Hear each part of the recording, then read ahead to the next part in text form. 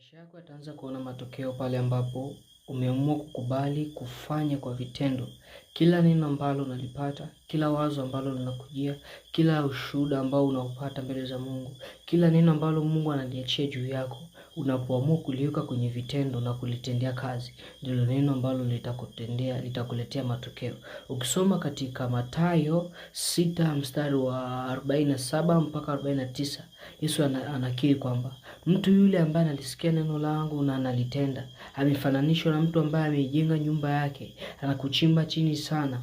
Huyo mtu amekuwa ni nyumba imara ambayo hata upepo na maji na gharika linapokuja havimwangushi. Kwa hiyo unataka kuwa mtu imara, unataka kupata faida na matokeo katika kila jambo ambalo unalifanya, ya kupasa kutokea sasa kuweka vitendo katika vitu vyote ambavyo unavifanya. Ya kupasa kutokea sasa kuweka kazi zako zote ziwe na vitendo. Usiwe ni mtu wa kuongea sana, isibaki tu maneno sana, bali ingiza vitendo katika kila jambo ambalo unalifanya, na Mungu atakusaidia kushinda. Amen.